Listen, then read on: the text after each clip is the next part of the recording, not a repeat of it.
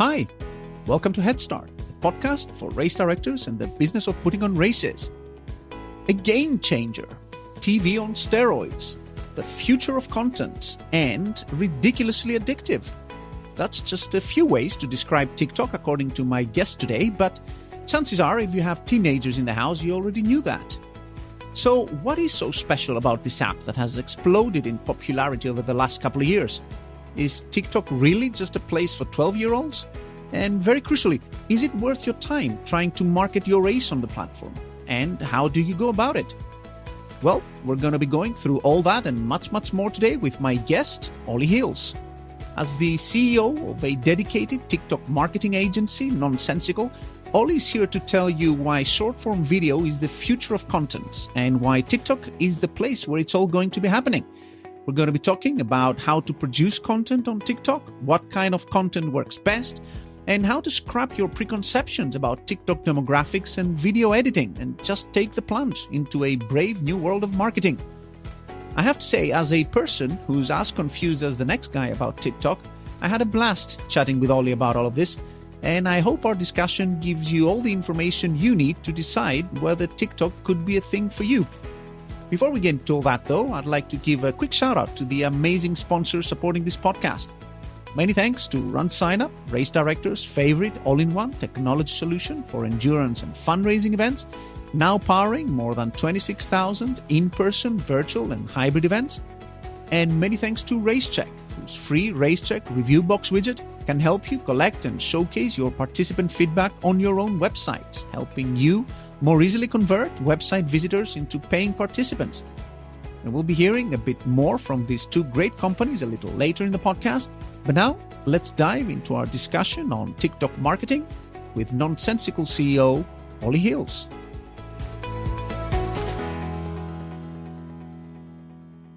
Ollie, welcome to the podcast.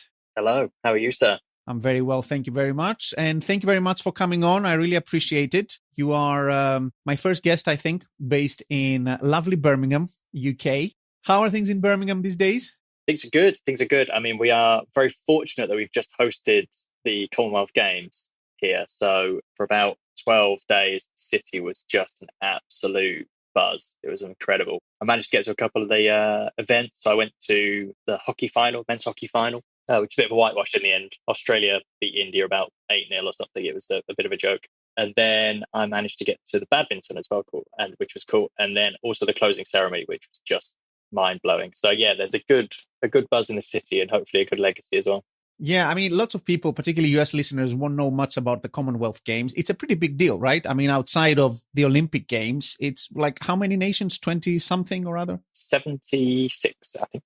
Wow. Okay. Yeah, it's a massive thing, and nations with pretty good sort of like sporting legacies. So it's a pretty decent competition to win. Well, for us in particular, because without the US athletes, we actually win some stuff, which is amazing. Indeed. Yeah. So it's Commonwealth Games, outside of the US, which helps a lot, I guess. Yeah, totally. I mean, we just need to get rid of Australia next, then we'll probably win everything. I think we came second in the medal table to Australia. It was close. It was about 8 golds in it or something. So yeah, if we can get rid of Australia, then happy days. We'll win everything. I know. It's awesome. And Birmingham itself, I actually spent a full year of my life there in the late 90s. I expect things would have changed quite a bit. Things were changing back then, but I expect things would have changed quite a bit since then. Yeah, absolutely. It was a bit of a shame. I don't think it got the investment that it necessarily deserved or needed through probably the 90s and early noughties. But if you look now, the amount of cranes in the sky, the development that's taking place around transport, in particular housing, it's just buzzing. And there's a really good kind of independent restaurant and bar scene. And I think Birmingham, talking Birmingham, UK here, not Alabama. Yeah. Which can be confused. It is the youngest city in terms of demographics in the whole of Europe. So it's the highest percentage of young people live in Birmingham, basically. So it's got a lot of energy, a lot of cool things happening. And I think next 5-10 years is only going to get better. It's awesome. The restaurants are always a very reliable barometer for what's happening in a town, right? Yeah, absolutely. You get more restaurants in, fancier restaurants, it's on the up. Well, we have, I think, again, it might be outside of London, the highest number of Michelin star restaurants in the UK. Wow. In Birmingham, we've got 5 or 6. It's unreal. Well, there you go. You run all your businesses in Birmingham, and some of them are sort of Birmingham focused as well. Tell us a little bit about that. So we have an office in Birmingham and Bristol. So our company actually started out as a online publisher or a social media publisher called Birmingham Updates. So it was launched in August 2011. Back in the days when Facebook was really easy, it grew to 65,000 followers in 3 days, which was nice. And then continued to grow, grew it to 800, I think it's about 850,000 followers now across Facebook, Instagram, Twitter, and TikTok. We used to work predominantly with leisure, retail, hospitality, travel type companies for advertising. And then obviously pandemic hit, and like every race organizer, kind of lost every bit of revenue that we had. So we end up merging with a company down in Bristol called Best of Bristol. Very similar in terms of setup. They have about 250,000 followers across the social platforms.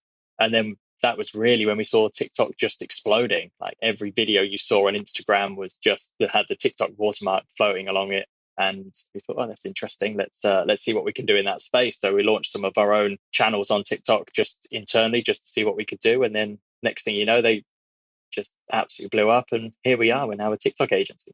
Well, it's amazing. We'll get into more of that in a sec, but it's worthwhile noting that we actually met through an earlier venture of yours, like a few years back, when you were doing more race-related stuff. So back then it was Race Perks, the first thing I think we worked on, which was like a digital goodie bag type thing. And then you also moved on to do Zento Pics, I think with the same co-founder, which is more like a photo sharing platform. Correct. Are these still around? So the photo sharing one isn't. That unfortunately didn't work. It was basically a platform for spectators to share imagery that athletes could get hold of. So if you think about, especially like ultra running or marathons, generally, I mean, it's changed now, but this we're talking back in 2014 here.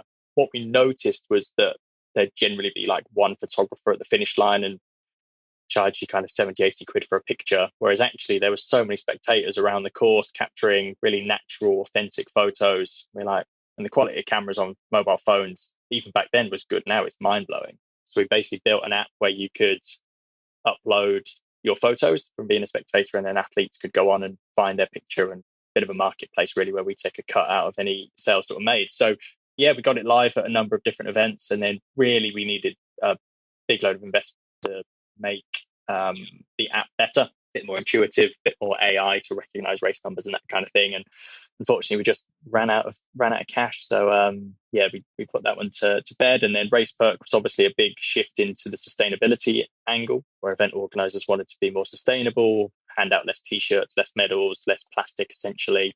Again, got that live at a number of events, and then pandemic hit, and all of a sudden it was kind of halt. So yeah, I moved over to full-time onto Nonsensical, and then my business partner Simon still works on Zento, which is more of a virtual event for active travel, which is really cool. It's getting some really good traction, and they've got some really, really neat ideas. So I'm still involved in that from a kind of director and board level, and speak to Simon regularly, but he's the one kind of plowing forward with that. Yeah, I mean, to be honest, like photography, I see it all the time. It's a super competitive arena. And as you say, you need lots of investment to shine, because nowadays, like AI tagging, all of that stuff is like table stakes. So it's tough.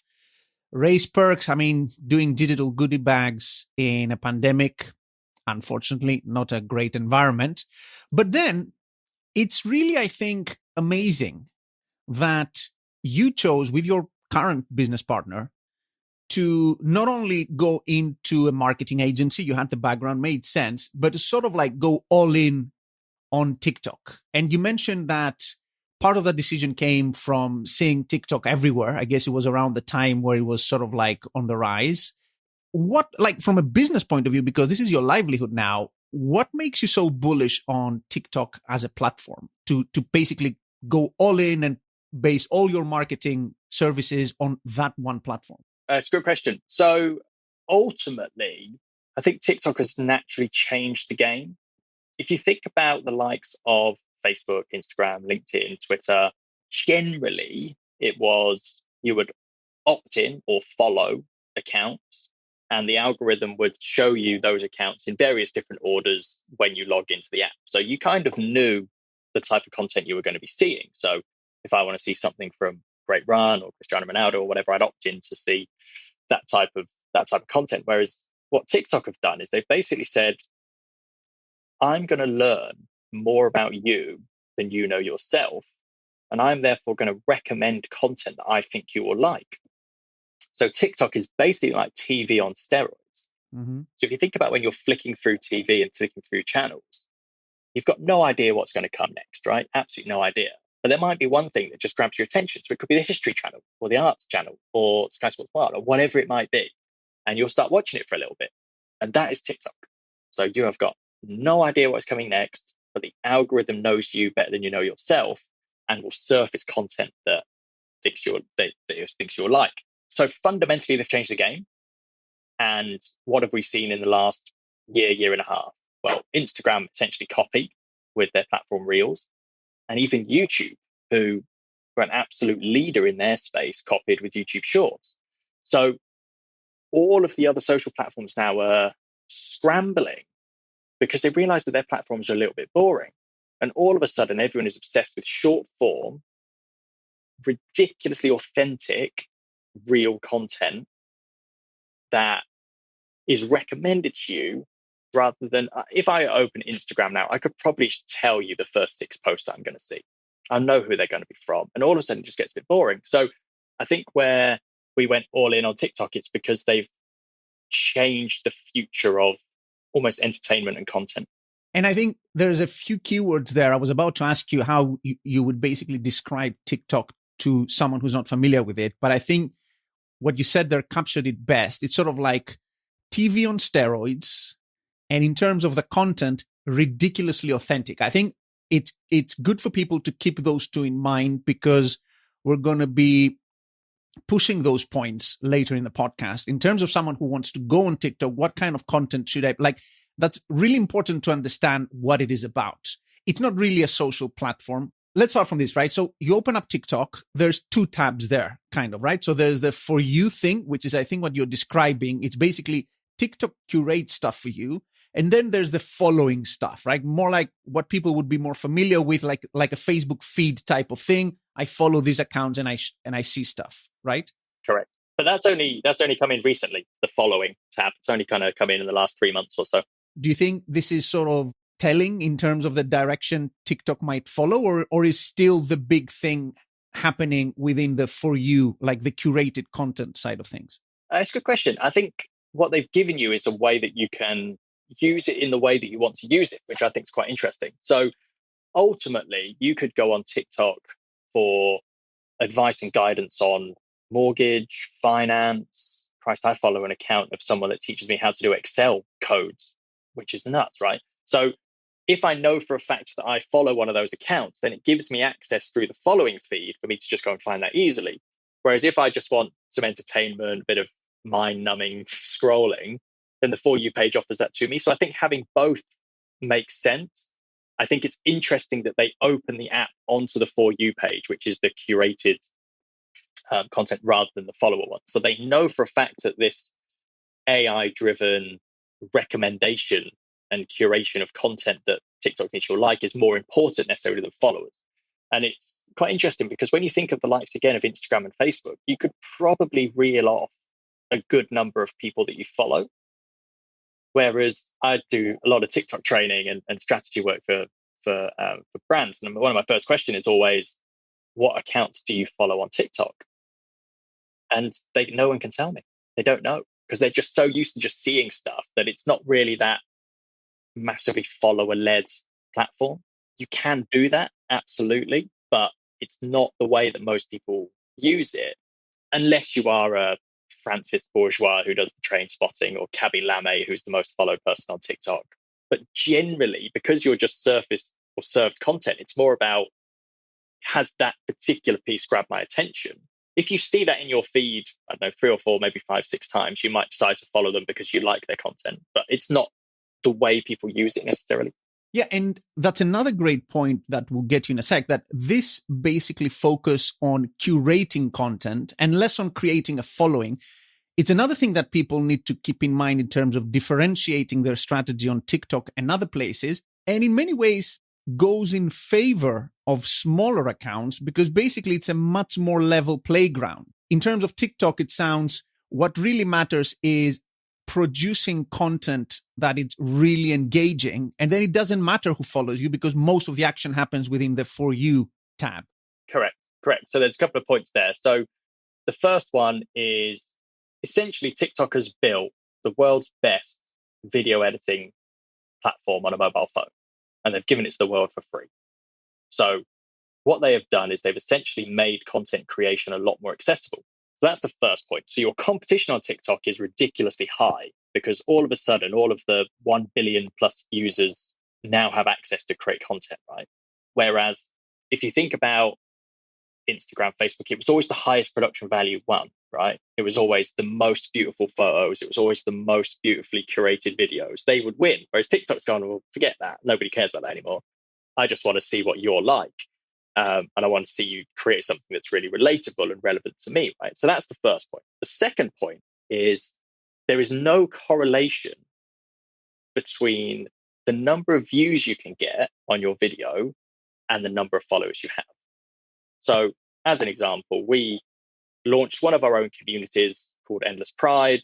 We just wanted to prove that we could do TikTok basically so we could sell it, right? I don't want to sell anything unless I know I'm good at it. So we launched an account called Endless Pride. It's everything around LGBTQIA plus community. We had 25,000 followers, I think, at the time. We did one video and it got 4.2 million views. Whereas if you think about what Instagram and Facebook do, they say, you've got, I don't know, picking up 10,000 followers.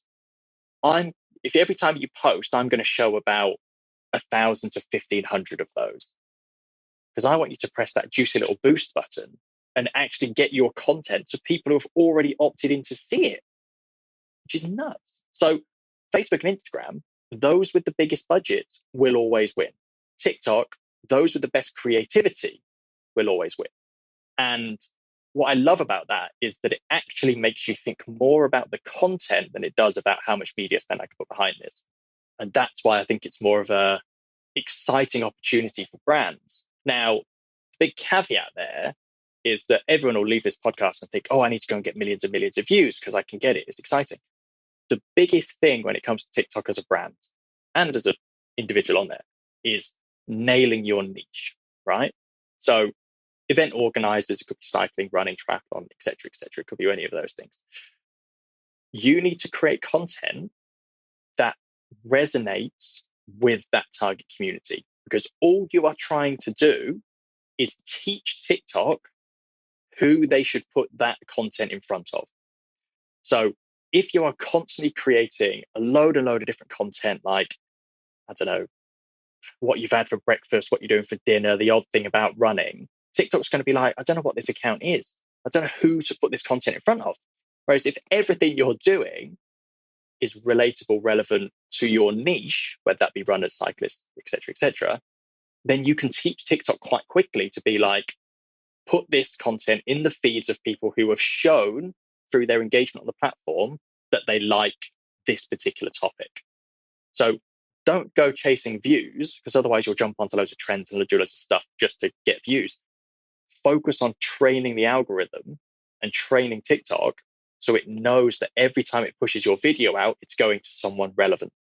Yeah, absolutely. And we'll touch on that point again. It sounds to me like this is one of those things I say are simple to understand as a principle, but difficult to stick to. It's simple to understand what you need to do because basically, again, it's going back to this curation algorithm that's so amazing. I remember when TikTok first came out, or at least when I first became aware of it, that everyone in the tech community mostly was like blown away by how quickly TikTok figures out what you're interested in with very high degree of accuracy. I mean, you just scroll through a few videos and very soon that algorithm learns. And we've known before with Facebook and Twitter and other platforms that in order to be successful, particularly organically successful, you need to understand how each platform algorithm works. And it's essential for TikTok because that's where the views come from, to understand that you need to work to train that algorithm to understand what you do, which of course for a race,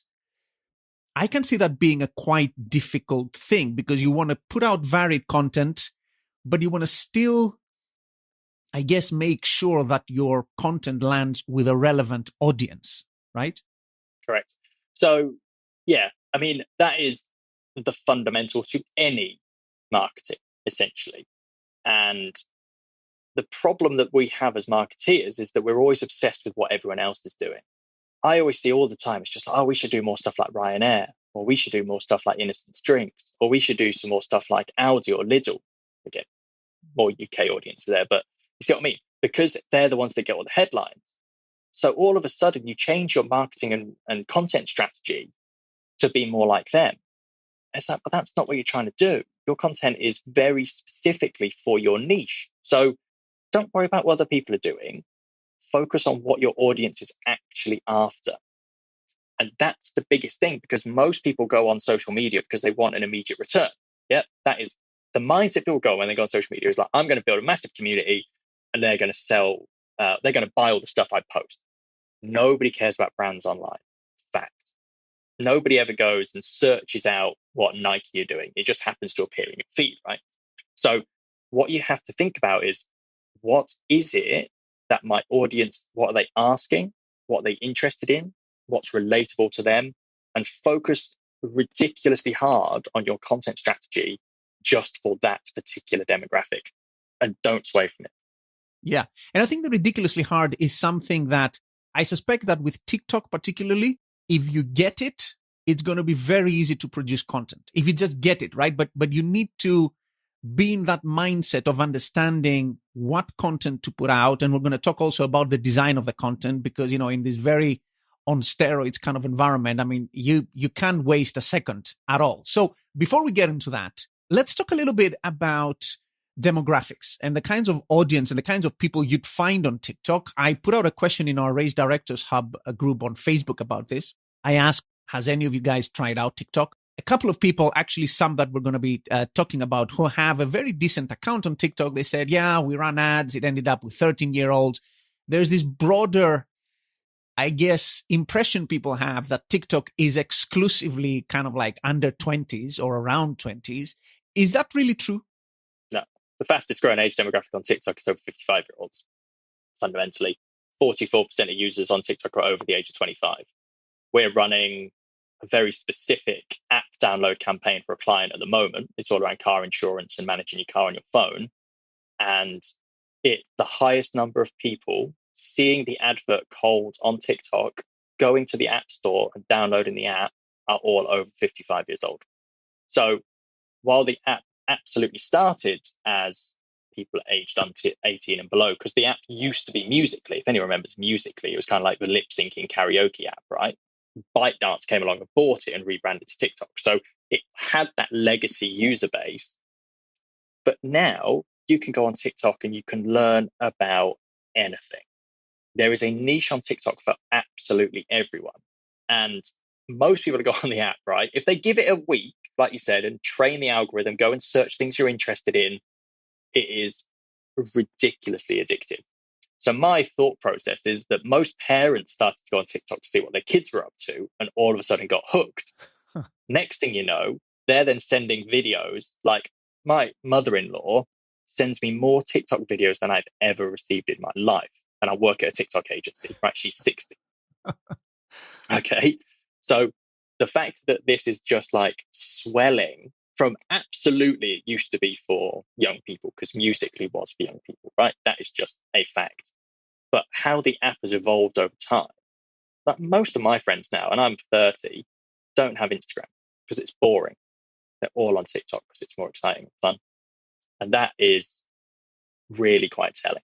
So you're saying, I mean, I was reading somewhere that basically part of the reason why the average age on TikTok is increasing is because of the drift, like just the natural drift over a few years of younger users just aging. But you're saying there's an active growth in certain demographics of, 30s and 40s and 50s.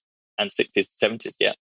And 60s. Yeah, I mean, that's amazing, because one of the biggest objections people had in thinking of TikTok as a viable marketing channel for races is that I speak to other people who are in race marketing as professionals, and they say, yeah, we toy with it, we experiment, but fundamentally, the audience you want to speak to is still on Facebook, right? I mean, that say that's where the runners are.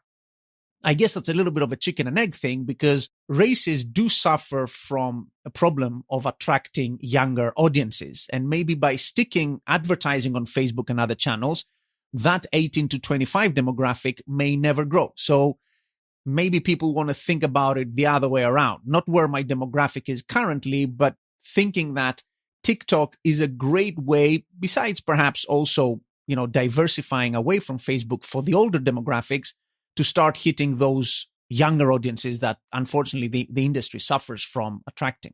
Correct. And I mean, if you just go on TikTok and just search hashtag running, it's got 11.2 billion views. If you're telling me that is only 13-year-olds looking at the hashtag running, I'd be highly surprised.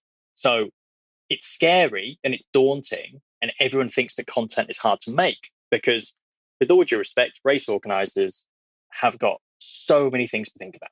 The fact that you can be relatively lazy and just stick up a picture of the finish line, a picture of the medal, a picture of some people running, a graphic to say you've launched your event, nobody cares. Like, if you scroll through Facebook and you see that, you're just like, oh, boring out. Like, it's just boring because it's easy to do. And I think Facebook and Instagram made it too easy for brands to be boring and lazy. Whereas TikTok, if you're not native to the platform and creating content, like their whole mantra is don't create ads, create TikToks, right? That's their whole mantra. All of a sudden you fall into this lazy thing and it's like, I'm just going to schedule some boring posts. You get zero engagement and nobody cares. TikTok is scary because you have to create video, which everyone has normally been told by video agencies that it costs you 20, 30 grand to produce a video, right? That's what everyone thinks. Rubbish. But the scary thought of I need to create video content suggests that it's going to be expensive and take a long time. And TikTok has made it so easy to do that isn't the case. Okay, so let's talk actually about that process. So you produce the videos and edit them and do everything, and you publish them on the app, right? So you open up the app and everything's there for you. Can you just walk people through like how a typical video production you want to produce, let's say a 20-second clip of yourself saying something or doing something, how would that work? So internally, we do two different things, right? So some of our editors just prefer editing on Premiere Pro or Adobe Rush or InShot or something like that. So you can film. We always recommend filming on phone. Don't bother filming on camera. It's pointless. Film on your phone in portrait, capture whatever you need, upload the footage into InShot or Premiere Pro. If you're adept at doing that, you can absolutely edit outside of TikTok and then just upload, right? But most of our team will open up the app, open up the camera within TikTok. You can capture up to 3 minutes worth of footage if you want. You then go through into the next phase once you're comfortable with all the clips. And then it has like the most ridiculous editing software. So you can trim bits, you can move bits around, you can add effects, you can add filters, you can add text, you can automatically add subtitles, you can do voiceovers and narration. All of those features are built into the app. And that's what really surprises people. As an example, right, we do quite a few videos where we use TikTok's green screen feature. So let's think you've got the most, idyllic or stunning run, right? We're based in Birmingham. It's a great run put on the Birmingham half. There are some amazing sights that you see. You run past the Cadbury factory, you run through the Jewelry Quarter, which is like where the FA Cup is made and all this stuff. So you could use pictures that you went and took on the green screen and have someone present and basically say, oh, at mile 2, don't forget to see this. Here's the history of the Cadburys. And then at mile 10, and you have a different photo come up, don't forget to see this. And there's going to be a band playing here. So it's going to really and here's the big hill, but it's fine because you can do all of that within TikTok, and you could create that within 20 minutes. Think about how you'd have to do that before. You'd have to go and hire out a massive studio with a green screen, which is going to cost you about 2-3 grand to do it. And it'll take you all day. TikTok's made you that available in 20 minutes. It's nuts. So the features within TikTok are like mind blowing. And it means that content creation is really accessible. Okay, so it's all about TikTok marketing today, and knowing what you know about Run Sign-Up's relentless focus on bringing you all the feature your race needs, it really shouldn't come as any kind of surprise to hear that Run Sign-Up also offers a TikTok Pixel integration. That's right. When you launch your free Run Sign-Up website and start taking registrations, you'll also be able to track events triggered on your Run Sign-Up website through your TikTok ad account. So when someone initiates a registration checkout on Run Sign-Up or makes a payment, that revenue can be correctly attributed to the specific TikTok campaign behind it. And that's really important because one of the biggest barriers to adopting a new marketing channel like TikTok is being able to know whether it works or not and how much value you're getting for your money. With Run Sign-Up's TikTok integration, that's all taken care of for you, and you'll be able to tell exactly what return you're getting for your ad spend on TikTok. So, to learn more about TikTok Pixel tracking or any of the other awesome marketing tools available on Run Sign-Up, visit runsignup.com. There you'll find information about all the many great free tools and features Run Sign-Up has to offer, including, incidentally, an awesome free custom website for your event and free comprehensive email marketing suite without usage limitations. That's runsignup.com. Okay, now let's get back to the episode. You can also add music, not just your own music, but like published record type music on your videos, right? Correct. So TikTok, again, musically is where it started from. So it's always been a music-based app. TikTok has two things. One is songs. So these are either non-commercial or commercial songs. So you could have Beyonce, Ed Sheeran, that kind of thing. Just caveat, if you go on TikTok and set up a business account, you can't have access to commercial sounds. If you go on and create a creator account, then you can. So just be mindful when you are setting up your account, which one you choose, because the business account, while it's better for having like links in your bio and stuff, does have some limitations in terms of music. So just a caveat on that. And you can also have sounds. So people on TikTok may, for example, clip a particular scene from a film or a TV show, and they'll lip sync over it. So they'll basically take that sound and do something to make it relatable to their community. So there's one trend at the moment that's I'm not scared of lions, tigers, and bears, but I'm scared of. And then what people are doing is they're starting off with that intro. And then we did one for a client, which is like an under 18 driving school or driving experience thing. And we just put, we're not scared of lions, tigers, and bears. We're scared of turning up late to our driving lesson. We got 250,000 views. So we'd use a sound that loads and loads and loads of people were using on TikTok, turned it into something that was relatable to our community, which was people who want to have this young driving experience. And all of a sudden, 250,000 people saw it. That took 10 minutes. You're not describing this stitch function, are you? Where basically you take a clip from someone else. No. So this is where you can just basically on TikTok, it's built around two things, right? One is proactively creating original content that you think your target community will like. So again, that things to look out for on the event, or here are 5 running shoes that we've just reviewed. Here's 3 ways to make sure you're really hydrated when you get to the start line. These are proactive pieces of content that you can create that is going to be helpful for your target community. That's one side of it. The other side of it is TikTok is built around trends. So trends is when somebody on TikTok starts or does a piece of content that everyone's like, oh, I could do that and I could tweak it slightly, or I could do that and I could just make it a bit funnier. And all of a sudden they get like billions of views and millions of videos created.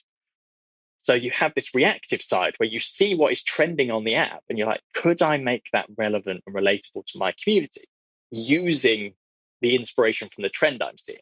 So as you scroll through TikTok, you'll start to see variations of the same video, and they will be like kind of trend reactive basis. So your strategy on TikTok can be both proactive, where you're creating this original content, but also reactive, where you're essentially copying and tweaking what other people are doing on the app. And that's totally fine. That's what the app is built around. And in your estimation, what is a typical length for a video on TikTok, and what is a good length, I guess, in terms of people's attention? Yeah, good question. I mean, TikTok did open up 10-minute videos because they did a thing with the British Film Institute never posting 10-minute TikTok. We always try and get any content we do, whether it's presenter based, like talking through a story, or a voiceover of different clips, always under a minute.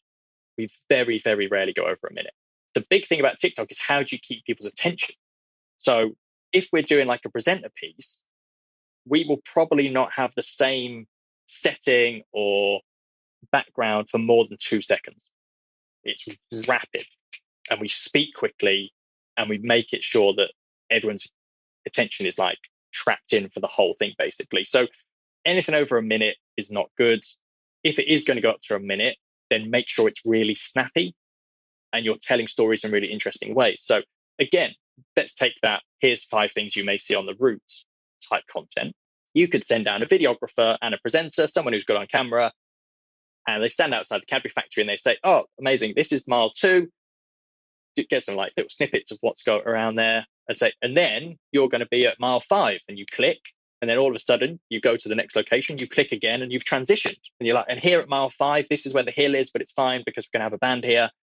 So you can keep your content really quite fluid and smooth and quick, even though you're telling a story over 50, 60 seconds. On the flip side, if there is a song or a sound that is trending, but the clip is only, say, 8 seconds long, your video can only be 8 seconds long. So sometimes your content is bound by the length of the sound or the song that you're using. So there's 2 ways of kind of thinking about it, really. And by the way, listeners, that was Oliver snapping his fingers. Oh, yeah, sorry. I get excited. No, and so you should. I'm just explaining. So speaking of snapping fingers and all of this kind of like rush and the scrolling and stuff, like I've sat next to 12-year-old, like sons and daughters of friends and stuff, and I see them just endlessly scrolling, right?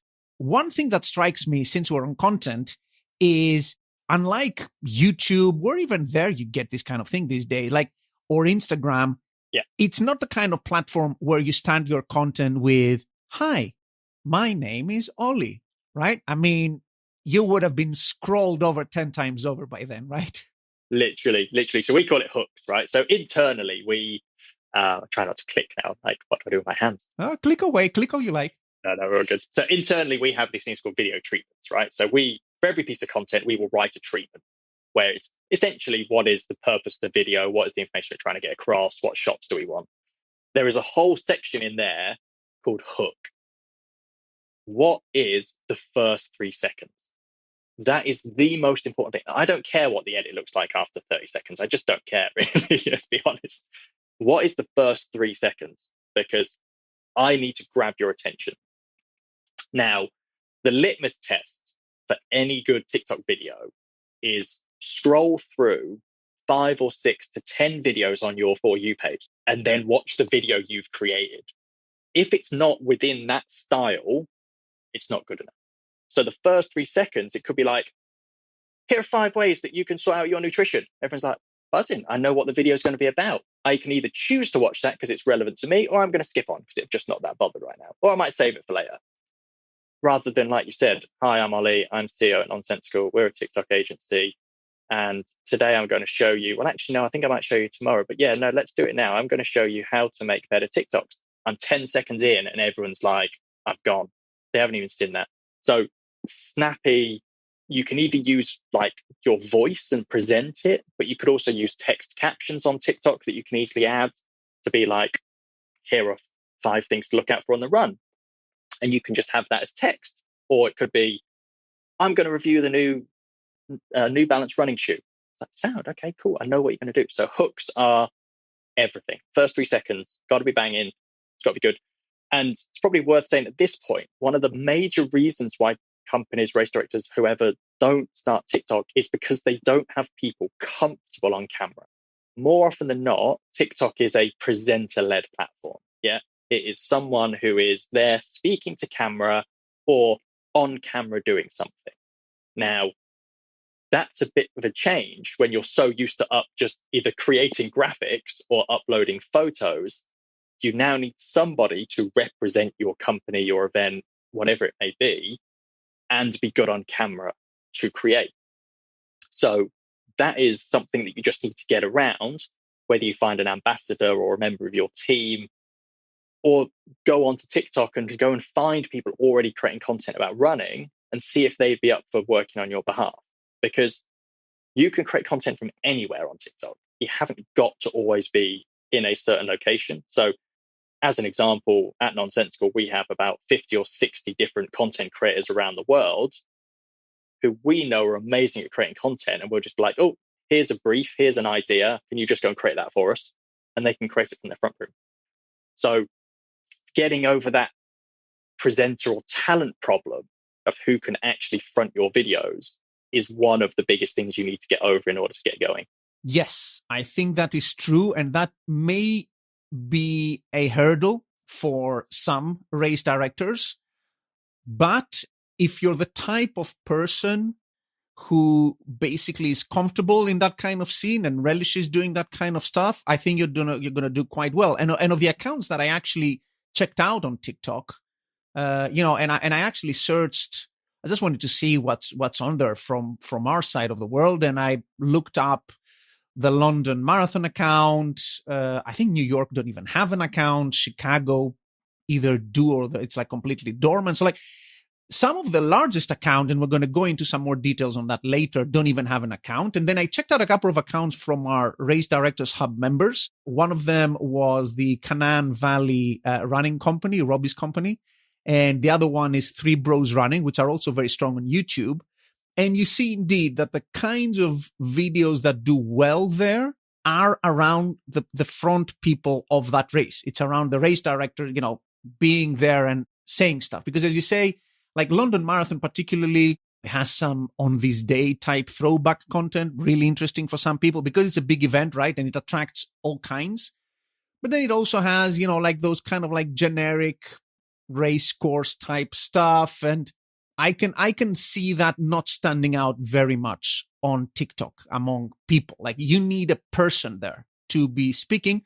And another thing about the London Marathon account that I noticed, this whole DIY look that we're after, the ridiculously authentic you mentioned at the beginning, is actually a pro. It works in your favor, right? I mean, your video doesn't have to be very polished.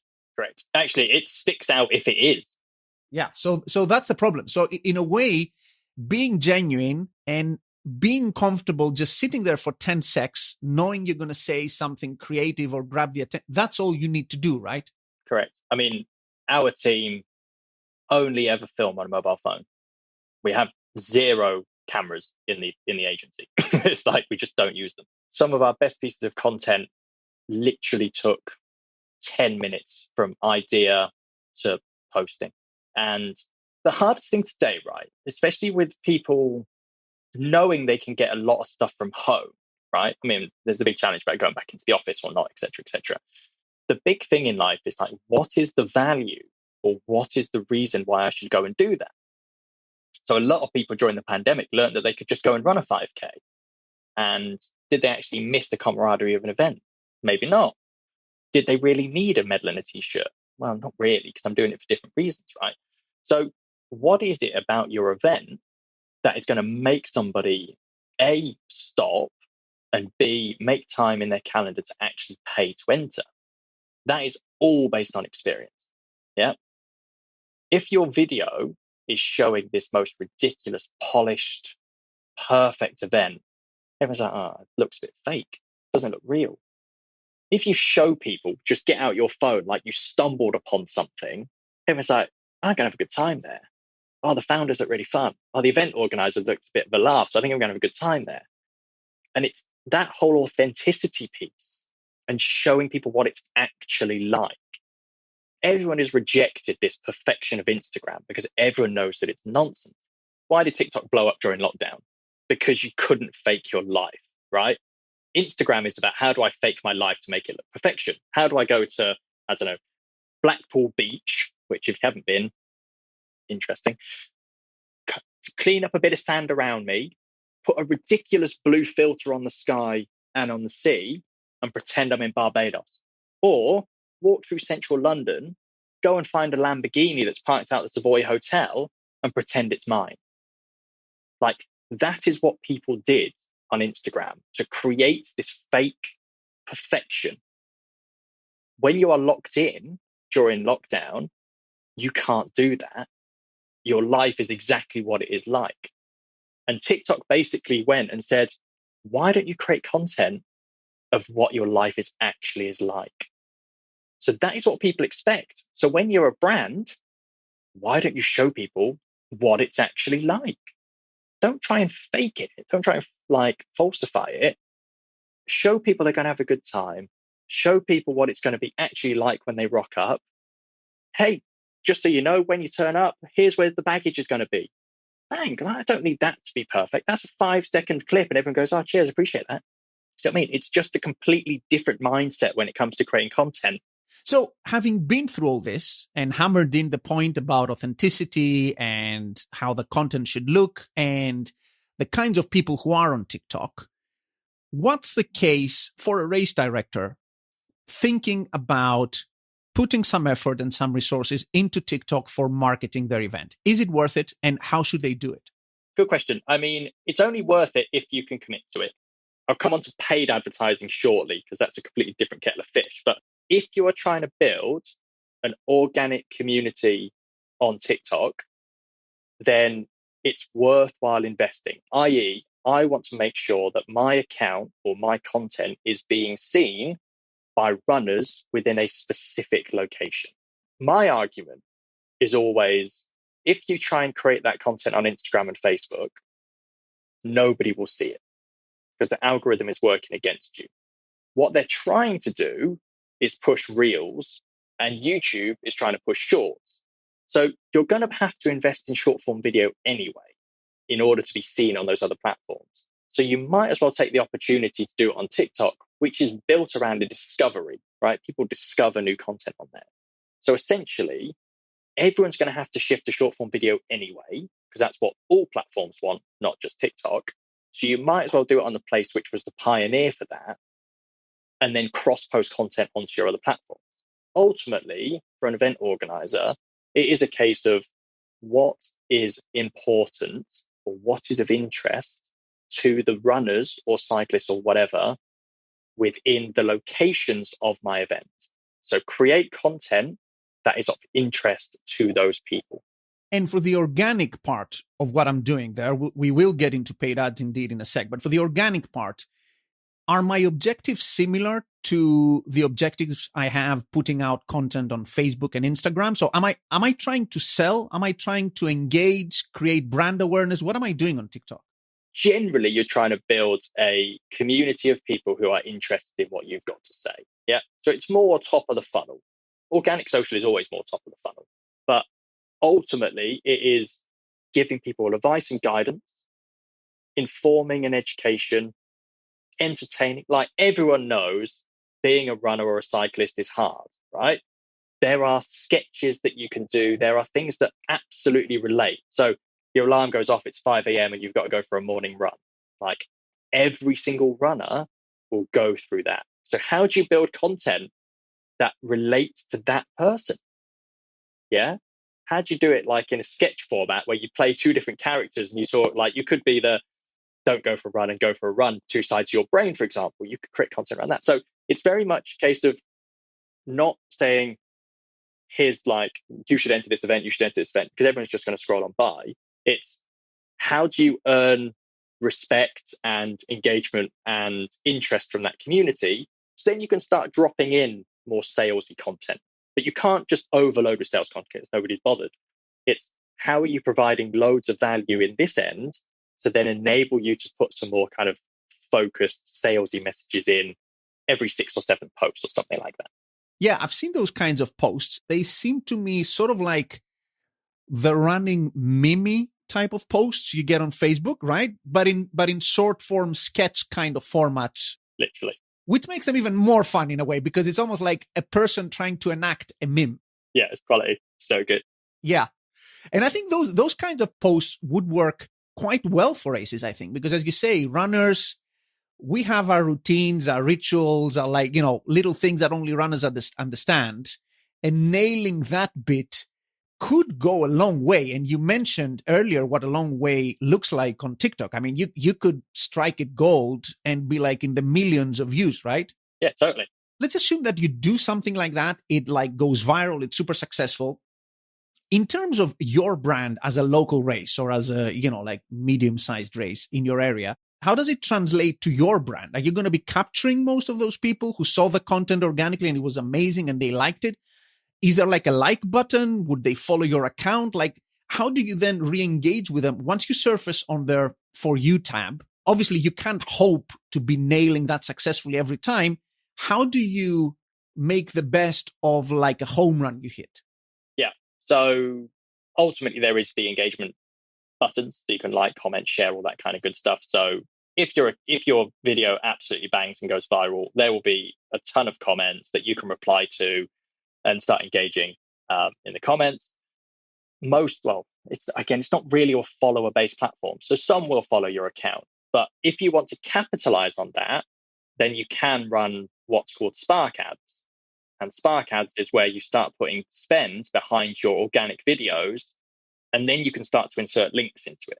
So if you know for a fact that that video is already banging and already getting good engagement, you could then put a little bit of spend behind it with the URL through to your website or whatever it may be. So ultimately, you can convert a viral hit, into more of a lead generation tool just with a little bit of media spent behind. That's actually an interesting point I want to clarify. Can you actually insert links into organic content? Like, can you actually? No, you can't. Just like Instagram. And that, I guess, is on purpose, right? Correct. To stop you from diverting your attention away from being on TikTok. Literally. You should never put a link on any post on any social media platform, full stop. Why? Because the platforms don't make money when you send people away. What do I want as Facebook? I want more eyeballs on my content as possible. If you're putting links, I'm not going to send anyone there. I'm not going to show anyone, because all of it doing is taking attention away from my site. Now, if you're going to pay me through ads, put your links. And I will make sure I put that to people who are more likely to click, because I want that to work for you, so then you spend more money. Yeah. Everyone plays social media wrong, right? Social media is the case of building communities, engaging with your like-minded individuals, and creating content that resonates with them. If you are there purely for sales or making genuine action, go down the paid route, paid advertising, because then you can put your content with links super targeted in front of people who are more likely to buy. So having both those strategies side by side is really powerful. If your budgets aren't too big and you've just got enough to invest in one side of it, and you know for a fact that your outcomes and goals are very sales led, you want people signing up or whatever, then run ads. And you can do it location based on interest, based on hashtags people have engaged with. There are so many different things that you can do with a really targeted outcome, that if you're not committed to invest in building organic social long term, then ads is probably the play for you. You can run ads on TikTok without an account. You don't even need to have an account to run ads.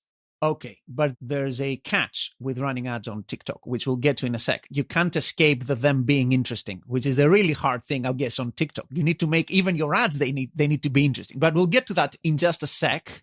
Another interesting point you mentioned there, which resonated with me, is the whole thing about short form video. So you're saying things are heading towards short form video. If you want to be on social platforms, you'll need to get more comfortable with this kind of format.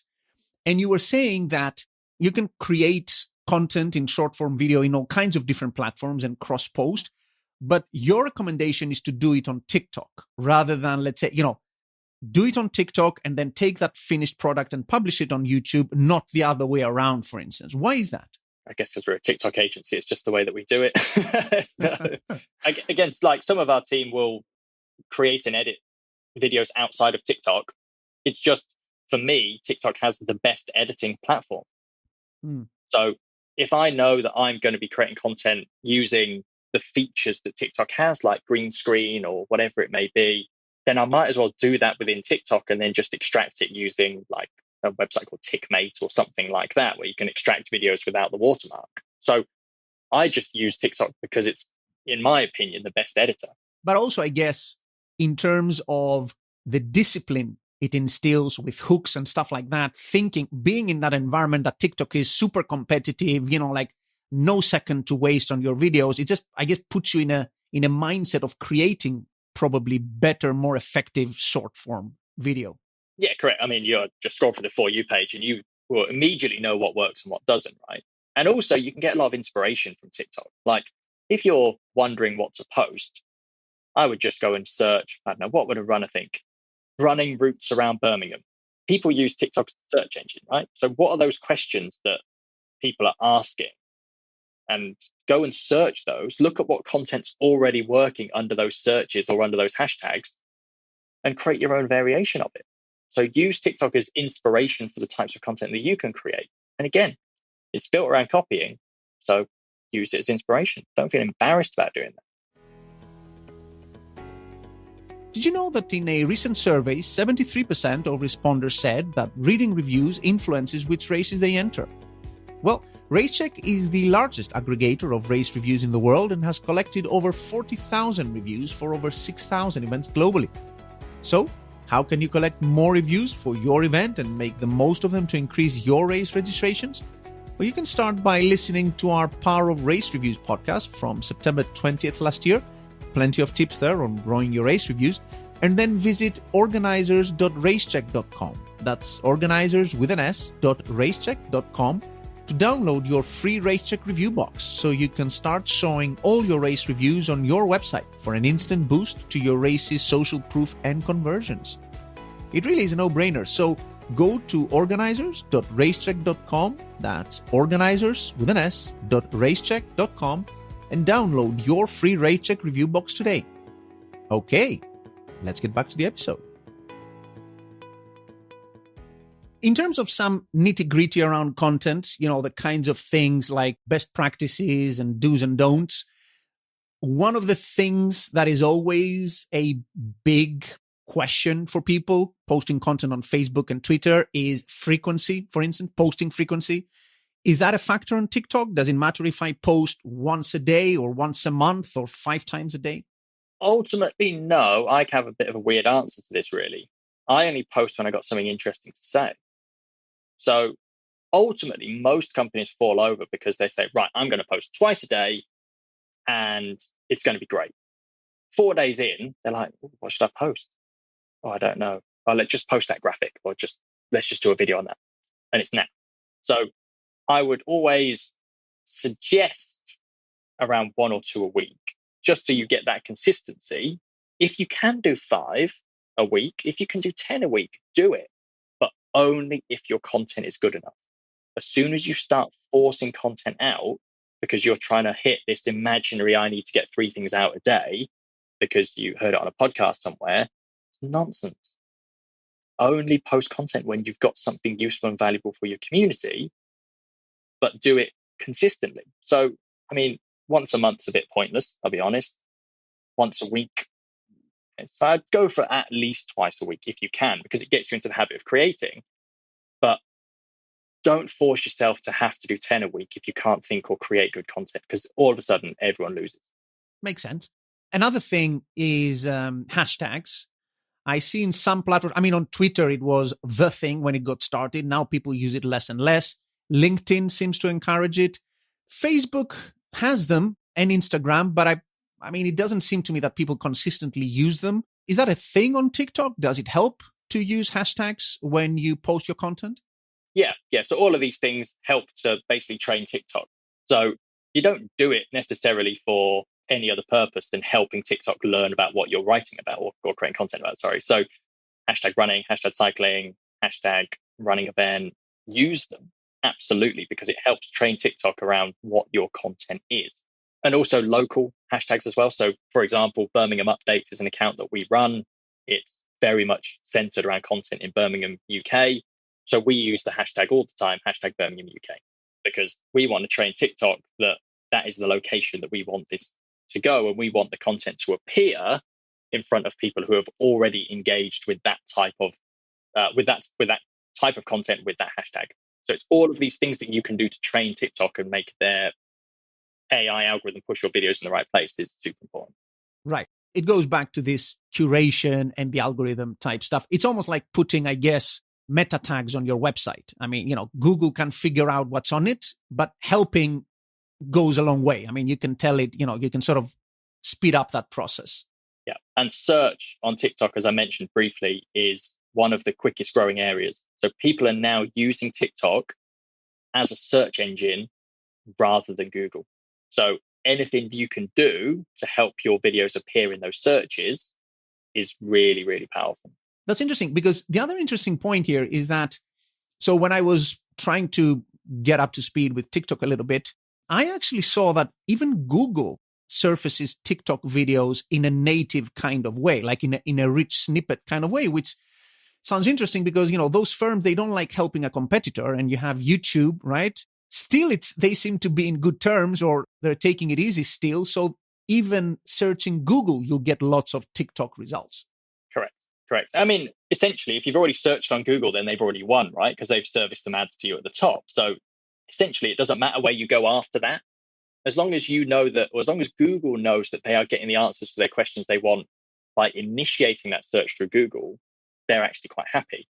But what is interesting is what people find, especially if you think about restaurants and stuff. TripAdvisor is a load of nonsense, right? Even Google reviews is nonsense. I could sit here now, pay some person on Upwork or something, 500 quid, and write 100 fake reviews about my event. It's not hard. So nobody trusts them anymore. So actually, how do I see with my own eyes whether something is right or not? Well, you go and look at a TikTok video, because I can see it. Like, if they're at the event, they're like, oh, we had a great time here. You can't get any more real than that, right? Whereas some person in, I don't know, Malaysia or Singapore writing a review on a restaurant in Birmingham, you're like, unless you happen to be here, I'm not sure I trust that. So yeah, it's an interesting way that TikTok's starting to be used in that space as well. That's interesting. I mean, it's still very early days for TikTok, which I think is at least part of the bullish case, to tell people, particularly the more adventurous ones and the more kind of like trying new things type of people, to just go out and give it a go. That would be my suggestion, right? As you say, you want to do it right, spend the time, be on it. But it's zero cost, getting your handle, put it, and just starting to experiment, because these platforms can go in all kinds of directions. Twitter started out as people airing their opinions, and it was a little bit of cacophony at the beginning. And now it is, for many people, the de facto platform where they get their news kind of stuff. Like, you just don't know how these use cases are going to evolve. If you think about Lad Bible, right? Lad Bible got on Facebook early. They have 20 million followers. They then got Instagram early. They then went on TikTok early. So as soon as a new platform comes out, you may as well give it a go, because it may die a death, fair enough. But like you said, it only takes a little bit of time in terms of the content. You never really have to pay to be on these platforms. It's just that time resource that you need. So still now, like I said, there's like 0 events on TikTok.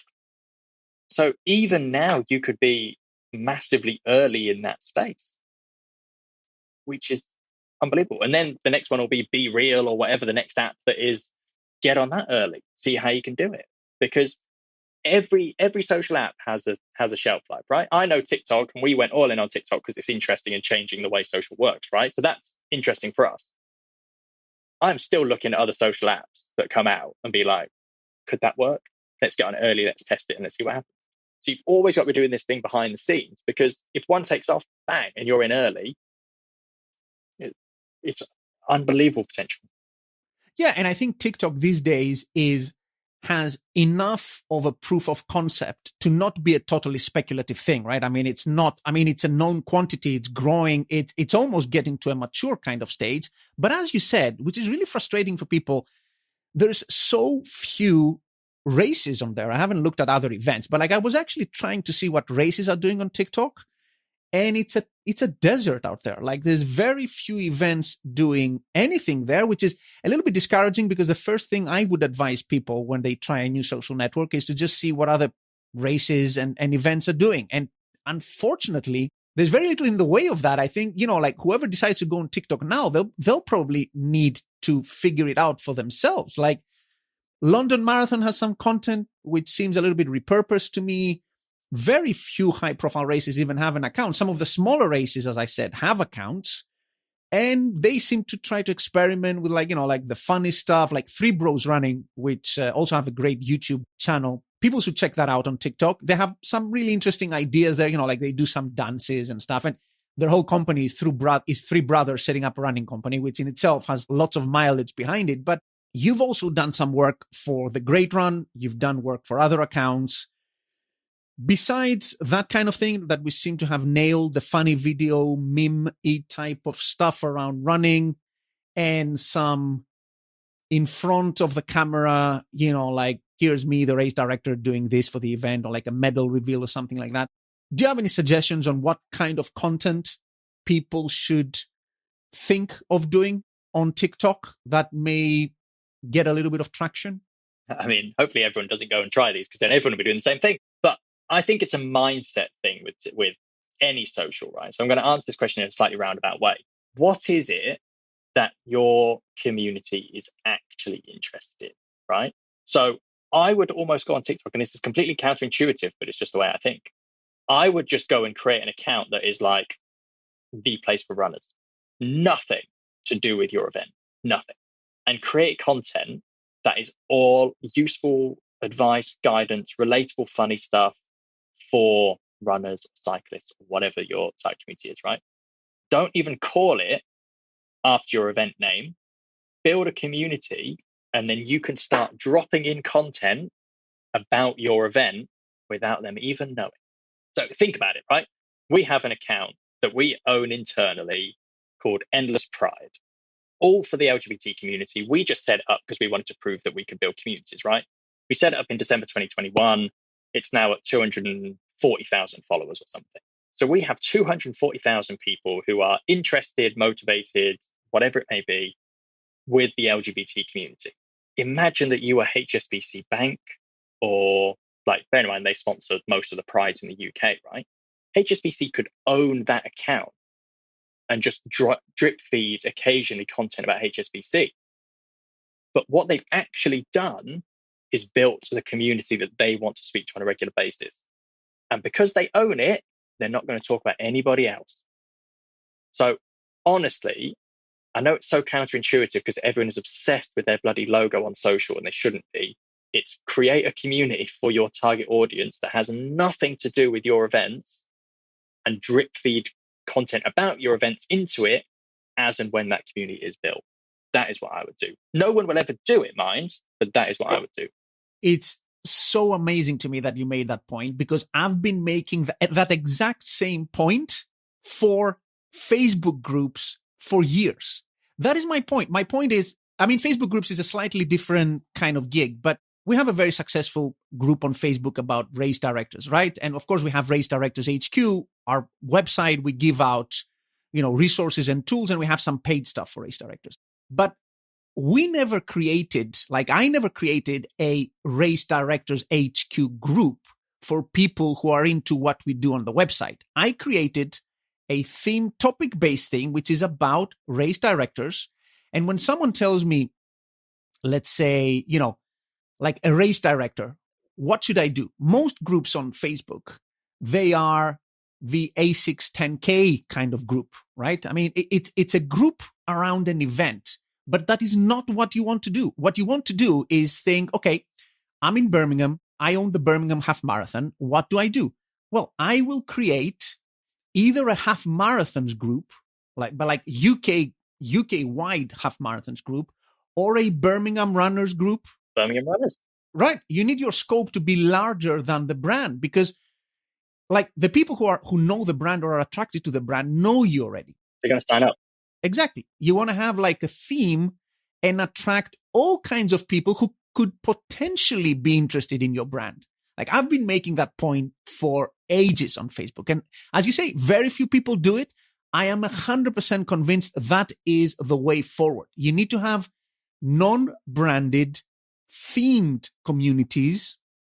And then, as you say, just to take the HSBC example, I think if you have a race, let's say in Birmingham, and you own the Birmingham running community scene on TikTok, on Facebook, wherever, not only can you occasionally plug your Birmingham race, but it's a channel for other races that you may not compete directly with to come and promote their events in there. And then, you cross promote with them on their media. I mean, it's so important to own the topic, not like make it like a fun page for your brand.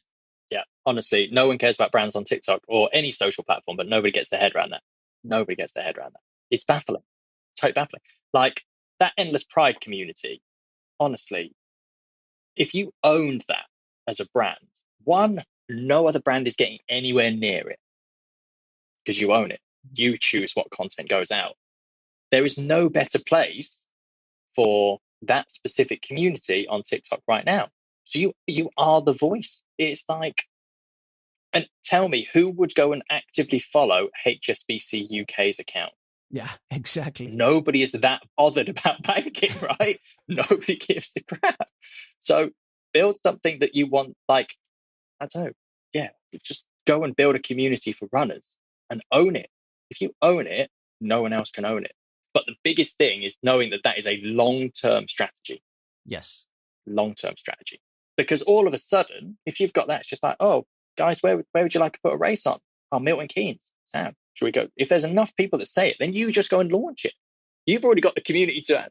That's the way you scale and grow. Nobody will do it. Nobody will do it because it's too risky. It's so hard to sell that in. I don't think it's a risk thing in the sense that the outcome is like roll of the dice. I actually think that if you do this and you do this well and you create the community, the outcome is 100% guaranteed to get you what you need out of that. But as you said, it's a commitment.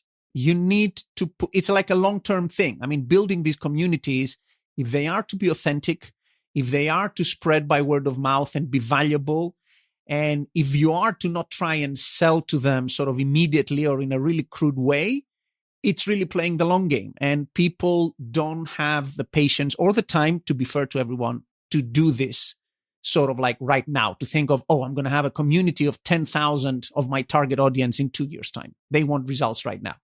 Yeah. I mean, we own Endless Mythology, which has got 348,000 followers. We have Endless Pride, that's got about 240,000 followers. We have Endless Scenes, which is a film-based community, which is on 25,000 followers. I may just go and launch Endless Running. Just go and win it. Yeah. Well, do that. Do that. I'm so delighted to hear that someone else has come to the same conclusion as I have. Well, I think it's just me and you. Only me and you. Yeah. Yeah. Well, hopefully the listeners to this podcast go, okay, these guys, they've talked a little bit of rubbish throughout this thing, but that's a bit of gold. Yeah, absolutely. Absolutely. I mean, it's like, and you know what? Like the big brands do it, right? I mean, I'm gonna end it right there because we've been banging on this for a while, but I think it's really important, right? The big brands do it. If you have like Burger King, right? They want to set up a community around the perfect burger or something. They don't want to build the Burger King community kind of thing, right? So that people get shown their products, or where you have all the Burger King fanboys in there and girls. You want to have the nailing the perfect burger or something kind of community where all the burger lovers would go there. That's the point. Yeah, totally. Love it. Anyway, let's wrap up. I think that was probably like super helpful. But anyway, listeners will decide. It's like therapy. Yeah. So let's wrap up a little bit on TikTok ads. Okay. So you mentioned Spark ads there. That is sort of the equivalent of boosting posts on Facebook. Correct. It's like the gateway to proper TikTok ads. It's like simple thing. You have your content there, click it, put some money behind it, boom. Essentially, yes. So you can post some content onto your channel, onto your account. You can buy these things called coins, basically, and then you can put coins behind your videos, target them to who you want that video to go to. That is your Spark ad, entry level way of doing TikTok ads. Basically, it works. We've done it with some of our clients that we work with. It absolutely works. It just helps to, again, train the algorithm, put your content into the right feeds that you want it to go to. The biggest thing is always the content. It still has to be a TikTok, not an ad, right? That is the most important thing. Right. Which is the hardest thing, because in a way, you can have all the money in the world, but you can't escape the absolute, I guess, Darwinism of the TikTok for you screen. It's a survival of the most engaging, right? You can't go around that. Correct. Yeah.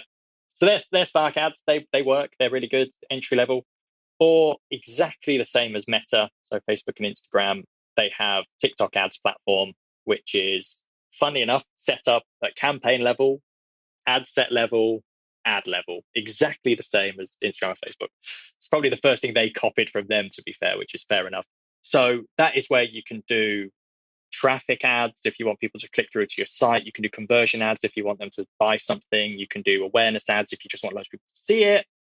You can do all of your targeting. Location targeting isn't the best yet on TikTok. It's getting there. It's not the best. It's not postcode level like you can do on Facebook. Again, interest, demographic, hashtags people have engaged with, the types of videos people have watched. You can do all sorts of different targeting and layers of targeting within that space. You can't upload email addresses like you can on Meta, but you can, if you have an app, get App Store IDs is another way of doing a bit more detailed targeting. You can attach a pixel, again, very similar to Facebook and Instagram, to your website, so you can do retargeting. It's all set up in exactly the same way. And then obviously when it comes down to your actual advert, your content, that's where you are 100% right. You still have to make it look like a TikTok, because unless you can afford £500,000 or whatever it is to take over the first page when you log into TikTok, which is where you'll see Apple and Samsung and all those sexy brands, your video will appear in someone's feed as they're scrolling through. So again, the litmus test, scroll through 5 or 6 videos on TikTok and just imagine that your video is next. Is it good enough? Does it deserve to be there? Is someone going to stop? Have you got them in the first 3 seconds? Make them aware that it's like, or make them feel like it's not an ad. That's the panacea here.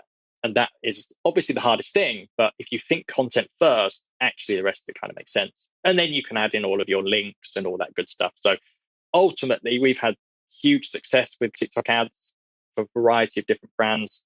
So it's definitely worth testing. If you're already spending money on Facebook and Instagram, you may as well test, obviously, if you get the content right, into TikTok and just see if that works. And believe me, it's not just 13-year-olds on the app. Yeah. I mean, can you actually, if you're really worried about that aspect of things, can you actually exclude demographics by age? Can you just say, like show it? I think it'd be a little bit self-defeating to do that on TikTok, but it can still be done. Correct. Yeah. So you could target just 45 to 54-year-old men and women. You could target 25 to 33-year-old women if you want, just that. So that's absolutely fine. And you said that in terms of the return on advertising spend, the performance you've been getting as a professional compares quite well to what you might get on Facebook or other platforms.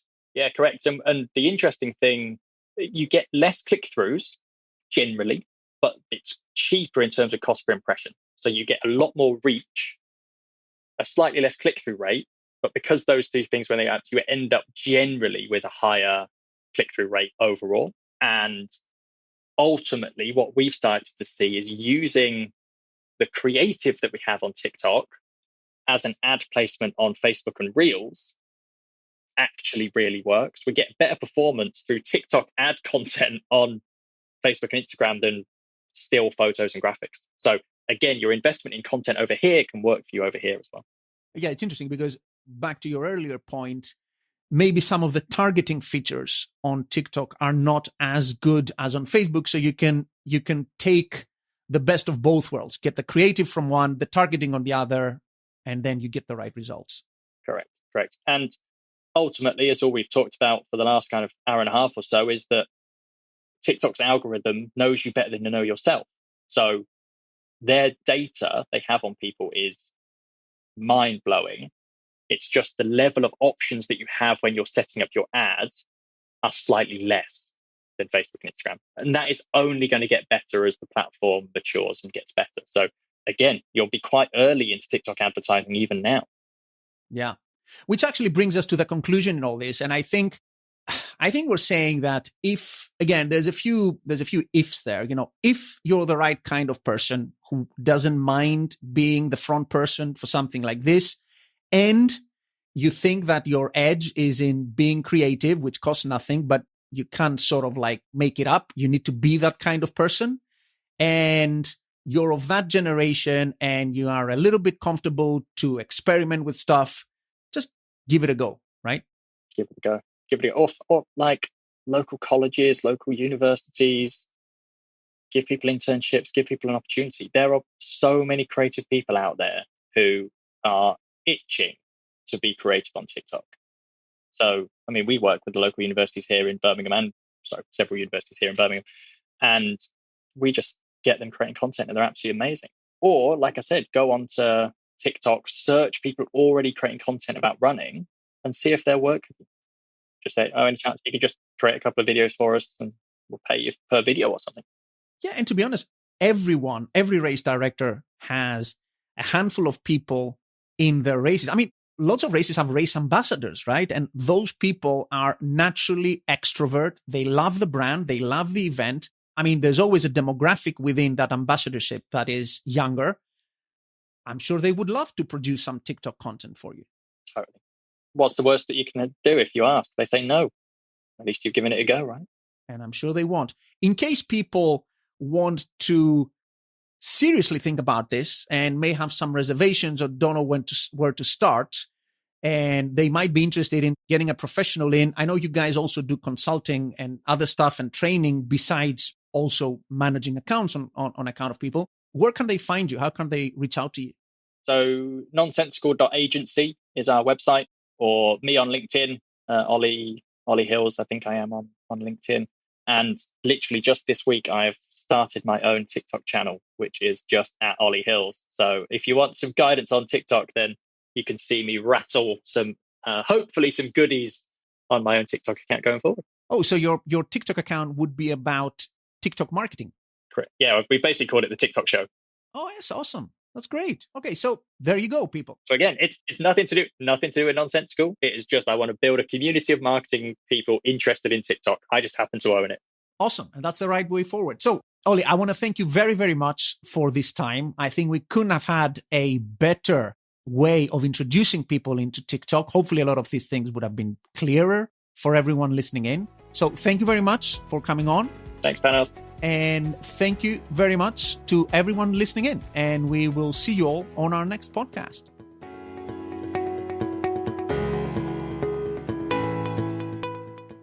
I hope you enjoyed today's episode on TikTok marketing with Nonsensical CEO Ollie Hills.